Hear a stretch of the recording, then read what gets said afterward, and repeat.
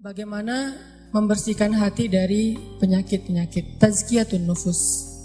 Kalau dalam bahasa ulama itu disebut tazkiyatun nufus. Penyakit hati itu dalam bahasa Arab marad atau amrad. Di dalam surat Al-Baqarah Allah menyebutkan A'udzubillahi minasyaitonirrajim. Fi qulubihim maradun fazadahumullahu marada. Walahum adzabun alimun bima kanu yaktibun. Di dalam hati mereka fi qulubihim maradun, ada penyakit. Tahu nggak teman-teman penyakit hati yang paling berbahaya itu apa? Baper? Apa penyakit hati yang paling berbahaya yang dampaknya itu bisa kemana-mana? Kalau dalam fisik itu kayak kanker gitu. Bisa menjalar, dia bisa sampai ke seluruh tubuh kemana-mana gitu penyakitnya. Udah diamputasi kadang-kadang belum menghilangkan sel kankernya. Udah di kemo berkali-kali ternyata belum mati juga tuh sel kanker. Dia makan, dimakan oleh sel kanker. Dia minum, di transfusi darah misalnya, darahnya dihabisin sama sel kanker. Sebahaya itu penyakit hati. Apa penyakit hati yang paling bahaya? Cinta terhadap dunia. Dengki. Penyakit hati yang paling bahaya itu adalah ragu kepada Allah Subhanahu wa taala. Itulah penyakit yang paling bahaya. Itulah ibu dari semua penyakit hati.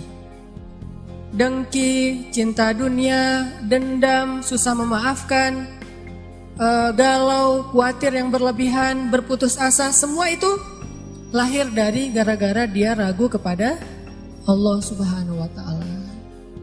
Sehingga Allah mengatakan di dalam surat Al-Baqarah tadi, fi qulubihim marad, di dalam hati mereka ada penyakit. Satu aja. Allah nggak mengatakan fi qulubihim amrad, di dalam hati mereka ada banyak penyakit.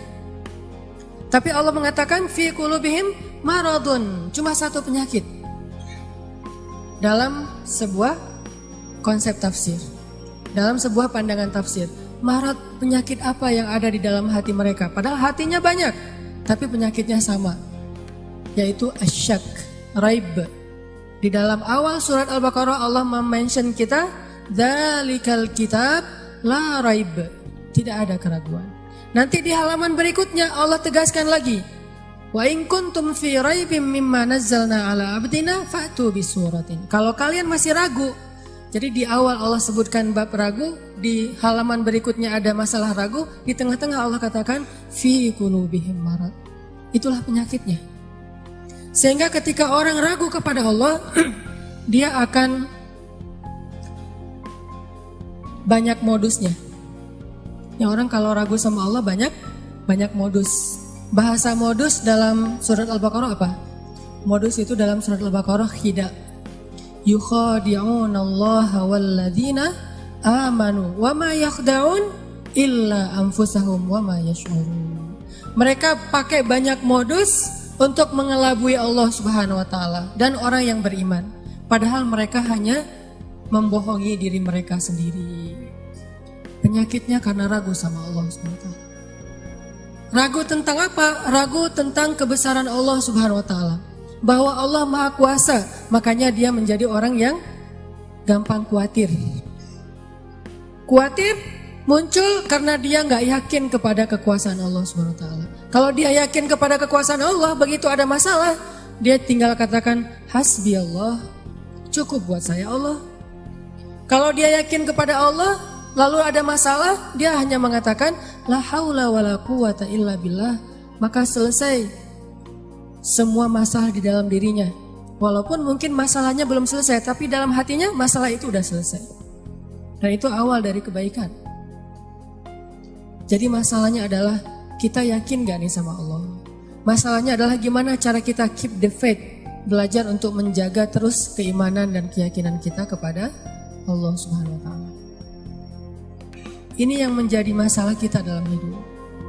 Dulu ketika Doli ditutup di Gang Doli di Surabaya, salah satu kalimat yang keluar dari teman-teman yang ada di sana apa? Kalau kami nggak boleh kayak gini, terus kami makan apa, gitu kan? Kalau kami nggak boleh kerja kayak gini, terus kami ngasih makan apa buat keluarga kami? Itu penyakitnya.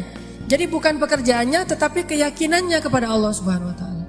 Nggak mungkin, nih ya, nggak mungkin nol, nggak mungkin sama sekali ya. Ada orang yang meninggalkan sesuatu karena Allah, terus jadi terlantar dan terlunta-lunta, itu nggak mungkin sama sekali.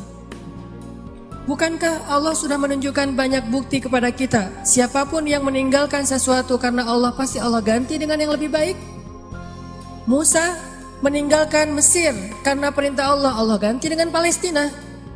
Ibrahim meninggalkan Irak karena Allah, Allah ganti dengan Palestina dan Mekah. Nabi Muhammad SAW meninggalkan Mekah karena Allah, Allah ganti dengan keluarga baru di Madinah. Gak mungkin ada orang yang berhijrah meninggalkan sesuatu karena Allah terus jadi terlunta-lunta, jadi susah hidupnya. Gak mungkin, gak ada ceritanya dalam sejarah. Masalahnya ketika dia meninggalkan itu, kadang Allah ngasih dia ujian kecil untuk melihat dia yakin gak sama Allah. Nah, di ujian itulah banyak orang yang patah. Banyak orang yang kemudian jadi seperti bangsa Bani Israel yang mengeluh terus bilang, duh kalau kayak gini mending saya balik lagi aja kayak dulu. Banyak orang yang ngomong kayak gini. Mending saya balik lagi aja kayak dulu. Kayaknya hidup saya yang dulu lebih mudah daripada sekarang. Itu yang dikatakan Bani Israel ketika mereka menuju ke Palestina. Ketika mereka di tengah jalan, mereka bilang, tahu kayak gini kita mending balik lagi aja ke Mesir kayak di zaman Firaun. Ternyata sama aja nasib kita di tangan Firaun dengan di tangan Musa. Kenapa? Ragu kepada Allah Subhanahu Wa Taala. Tidaklah seseorang ragu kepada Allah kecuali akan bertambah keluhan dalam hidupnya. Nih pasti nih. Tidaklah seseorang makin ragu kepada Allah kecuali bertambah banyak keluhan-keluhannya dalam hidup. Semakin dia yakin kepada Allah, semakin sedikit dia mengeluh dalam hidupnya. Semakin yakin dia kepada Allah, semakin sedikit dia mengeluh dalam hidupnya. Makanya teman-teman, masalah paling besar dalam hidup kita itu, terutama masalah hati, adalah ketika kita ragu kepada Allah Subhanahu Wa Taala. Kalau kita lagi galau tentang satu masalah, jalan keluar yang pertama yang harus teman-teman cari itu adalah Allah Subhanahu Wa Taala. Coba tanya kepada Allah, coba baca ayat-ayat Allah, gimana cara mengobati galau atau masalah di dalam hati kita. Jadi obat hati itu adalah yakin kepada Allah. Dan cara yakin kepada Allah, baca firman-firman Allah Subhanahu Wa Taala. Allah berjanji di dalam banyak ayat untuk bisa menjadi iman, menambah faith, menambah keyakinan di dalam hati kita. Tinggal kita baca aja. Banyak banget ayat-ayat kayak gitu. Teman-teman bisa baca minimal banget teman-teman bisa baca di surat Hud ayat 6. Coba baca surat Hud, surat 11 ayat 6. Ini juga ayat untuk ngecas iman kita. Apa kata Allah di ayat 6 surat Hud? Bismillahirrahmanirrahim. Wa ma min dabbatin fil ardi illa 'ala Allahi rizquha wa ya'lamu mustaqarraha wa mustawda'aha. Kullun fi kitabim mubin. Gak ada satupun hewan yang melata di muka bumi illa 'alallahi rizquha, kecuali Allah yang menjamin rezeki bagi mereka. Terus kenapa kita khawatir? Kenapa kita galau? Kan Allah yang menjamin, dan jaminan Allah itu sebaik-baik jaminan. Dijamin oleh perusahaan asuransi atau finance, itu aja kita udah yakin gimana dijamin oleh Allah Subhanahu Wa Taala. Kayak ada orang yang ngambil asuransi kesehatan, dia nggak khawatir dengan sakit. Ada orang yang mengambil asuransi kendaraan, dia nggak khawatir kelecet atau terjadi kecelakaan, dirampok atau dicuri kendaraannya. Ada yang total loss only misalnya atau all risk. Dia nggak khawatir, kenapa? Ada yang menjamin. Ada orang yang mengambil asuransi pendidikan, dia nggak khawatir dengan harga pendidikan yang semakin mahal karena ada jaminan. Kalau kita masih sering ragu dan sering khawatir dengan hidup kita, berarti kita nggak yakin dengan jaminan Allah Subhanahu Wa Taala. Makin kita yakin dengan jaminan Allah, makin hilang rasa khawatir dalam hidup kita. Tenang ajalah, ada Allah. Ketika kita ada masalah sedikit, kita tinggal klaim. Dan mengklaim asuransi Allah itu lebih gampang daripada ngeklaim asuransi manusia. Ngeklaim asuransi manusia tetap aja ada biayanya. Tapi ngeklaim kepada Allah itu nggak ada biayanya, nggak perlu pakai nomor antri, nggak perlu jauh-jauh keluar dari rumah. Kita tinggal mengangkat kedua tangan kita mengatakan Ilahi, Robbi, saya ada masalah nih, tetapi Engkau maha besar. Dan setelah itu hati kita akan langsung tenang. Ini teman-teman, di antara obat terhadap semua penyakit hati itu adalah belajar yakin kepada Allah Subhanahu wa Ta'ala. Teman-teman bisa baca juga nanti surat Al-Mulk. Ini surat yang benar-benar ngebooster hati kita. Jadi sesi pertama ini saya pengen sharing. Ternyata kalau kita pengen menghilangkan semua penyakit hati kita, mulailah dari belajar iman, belajar yakin kepada Allah Subhanahu wa Ta'ala.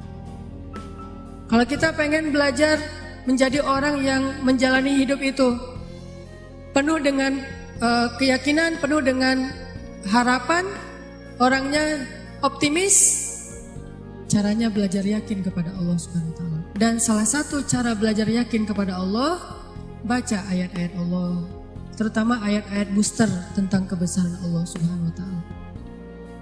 Inna fi khalqis samawat, dalam penciptaan langit, bukan cuma di langit tapi penciptaannya, prosesnya. Inna fi khalqis samawati wal ardi wa ikhtilafil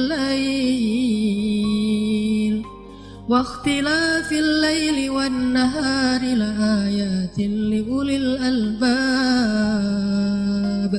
Langit, bumi, silih bergantinya malam dan siang atau musim, di situ ada bukti-bukti bahwa Allah Maha Kuasa. Kalau itu aja buat Allah gampang, cuma kun fayakun, apalagi cuma ngurus kita yang cuma kecil dibandingkan langit dan bumi.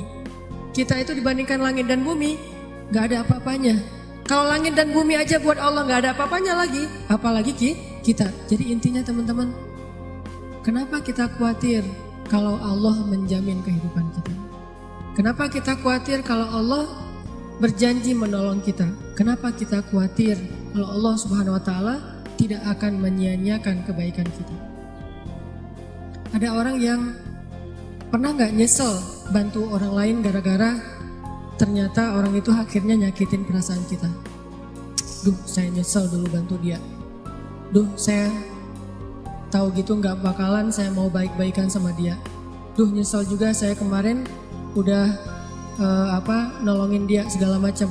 Nyesel juga saya kemarin ngasih tahu ke dia. Ternyata ujung-ujungnya dia malah menyakiti saya, mengkhianati saya, nikung saya dari belakang. Gimana? Apakah kita merasa amal kita jadi sia-sia? Enggak. Kalau kita bertransaksi dengan makhluk, mungkin sia-sia. Tapi kalau kita berdagang dengan Allah, enggak ada yang sia-sia, sehingga tetap tenang. Lagi-lagi baliknya ke Allah Subhanahu wa Ta'ala. Begitu kita merasa dikhianati, disakiti, ditikung, dianggap bukan siapa-siapa, enggak ada apa-apanya, kita tinggal mengatakan hasbi Allah, bagi saya cukup balasan dari Allah Subhanahu wa Ta'ala, bukan balasan dari manusia. Ini teman-teman untuk sesi pertama tentang amradul qulub fi qulubihim marad. Salah satu penyebab kita sering gak nyaman dalam hati kita itu, dan kalau hati udah gak nyaman pasti yang lain ikut gak nyaman.